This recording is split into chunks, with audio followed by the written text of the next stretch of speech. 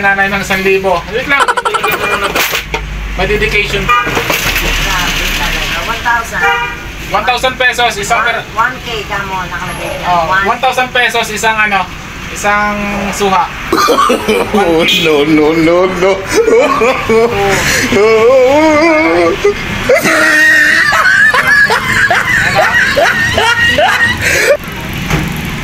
1,000 pesos.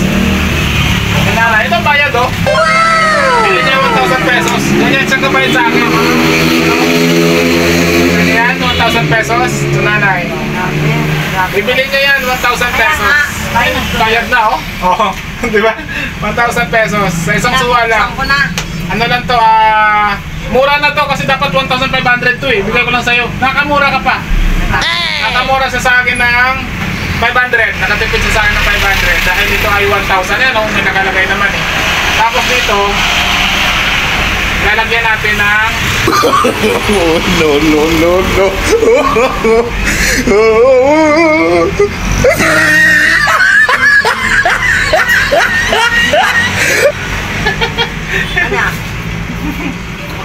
Wag mo sabihin, ayun na nga eh, nakalagay na nga eh. Ayan na. Hindi ko sinabi, hindi niya dapat sabihin dito yung nakalagay sa left, sa likod. Dapat dito lang. Kasi baka malaman ni Fatima eh, ni Commander eh. Ayan o. 1,000 ha. Walang daya. Pinapalita ko sa inyo, walang daya. 1,000 ang pera, bigay sa akin. Grabe, ang mahal na ngayon ng ano? Ang mahal na pala ng pumelo. Ang mahal ng pumelo. Ang nagpamahal dito, ano kung bakit? Guwapo yung nagtitinda. Grabe. Diba? O, ibabalot ko na to. Tapos, matanda na yung bumili. Iloko ako. Dapat pala Kala ko, ganun talaga kamahal ang bumili ng pumelo. Sanay naman kami bumili. Sabi ka kasi ganyan eh. Dapat pala mas nakaka-discount pero sa akin wala discount kasi napaka-expensive ko.